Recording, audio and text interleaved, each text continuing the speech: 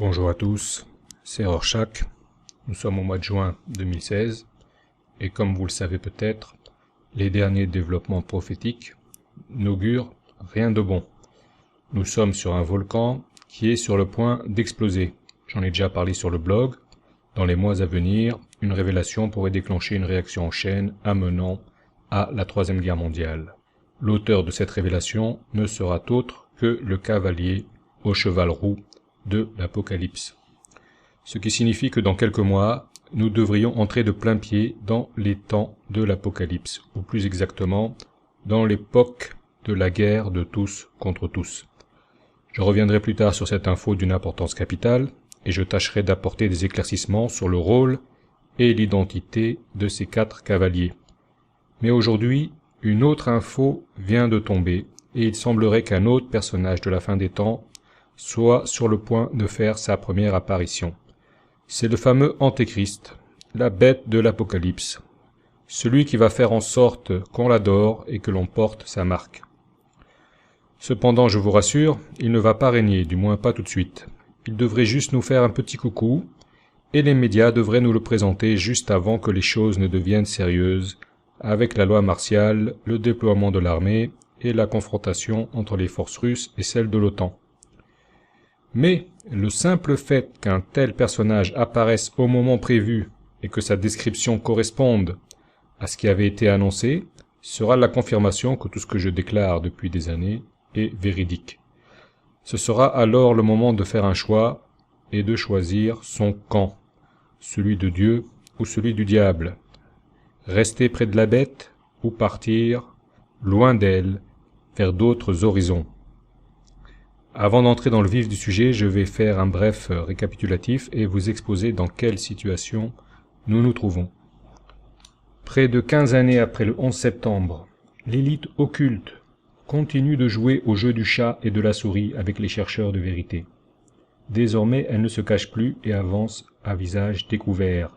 Actuellement, nous sommes en train d'assister au dévoilement au grand jour d'une mouvance souterraine qui a fait son nid dans le monde de la banque et de la finance avant de coloniser celui de la politique, les médias et même les religions. C'est une info tellement extraordinaire qu'un individu normal ne peut y croire. Mais désormais, tout ce que l'on appelle vulgairement les théories du complot se voit confirmées officiellement par les intéressés eux-mêmes. Aujourd'hui, nous sortons du domaine de la théorie pour entrer dans celui des faits.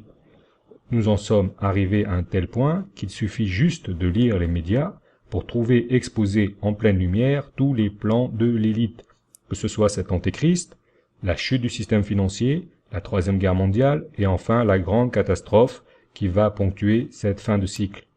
Désormais, tout est admis de manière claire et officielle. Vous ne pourrez pas dire que vous n'avez pas été prévenu. Ainsi, on a pu vérifier qu'à diverses reprises, l'élite occulte prenait un malin plaisir à révéler à l'avance ses plans. Ce fut le cas avec l'extravagante cérémonie du tunnel du Gothard, ce fut le cas avec les fresques de Bank of America et avec celle de l'aéroport de Denver.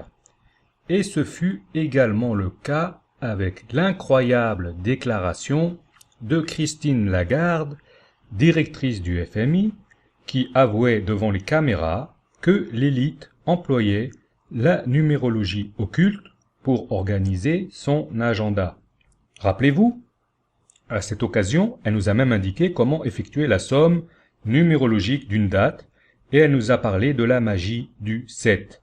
Une fois compris ce principe, il fut clair que le mois de juillet 2014, en particulier le 7, le 7e jour du 7e mois d'une année qui vaut 7, serait une date marquante et personnellement, j'ai annoncé sur mon blog qu'il faudrait faire attention au mois de juillet 2014.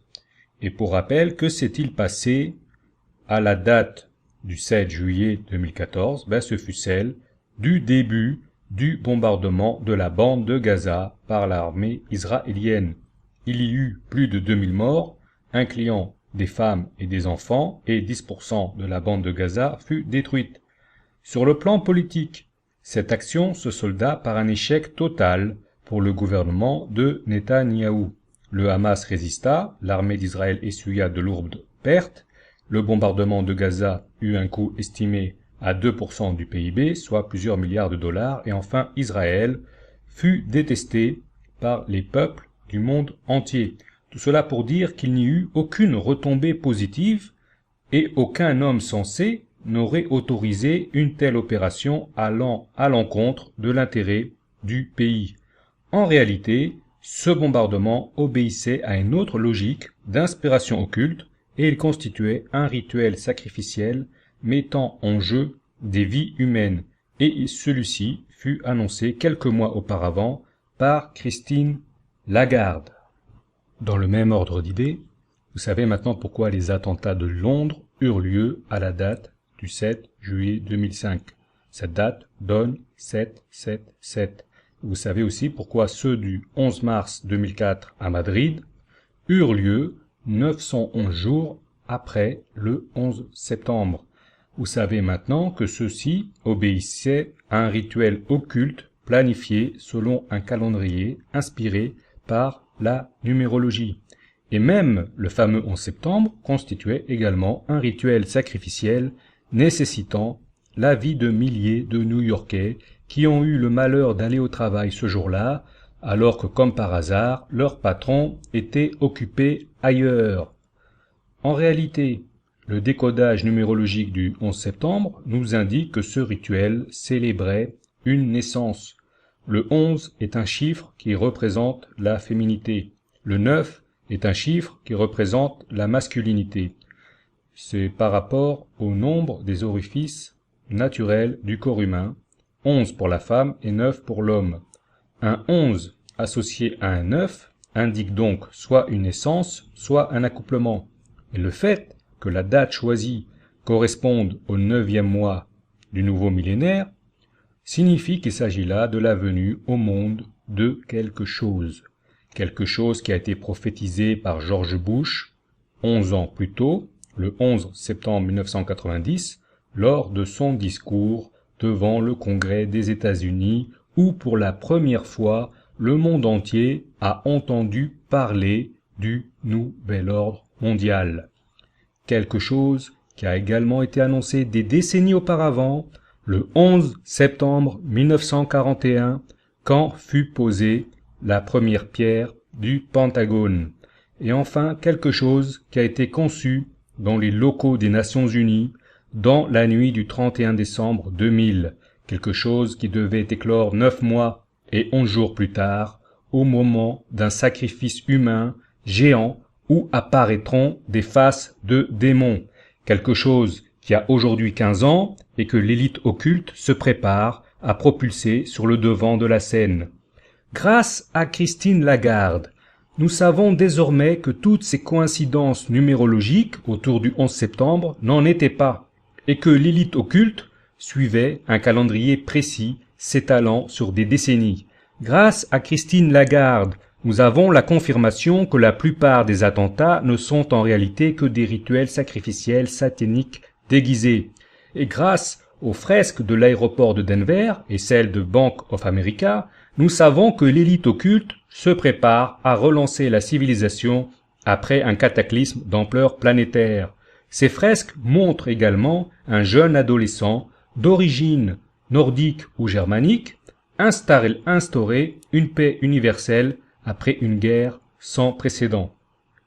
Et enfin, aujourd'hui, après des années de recherche, grâce aux couvertures de l'Économiste, nous sommes en mesure de prédire le moment exact de la première apparition médiatique de ce personnage qui n'est autre que la bête prophétisée dans l'Apocalypse, celle qui ressemblera à un agneau mais qui parlera comme un dragon, celle qui nous obligera à porter une marque synonyme de damnation sur la main ou sur le front, celle qui n'est autre que le fameux Antéchrist annoncé depuis des millénaires. Dans une de mes précédentes vidéos, j'avais remercié l'élite occulte pour nous avoir proposé la cérémonie satanique du Gothard.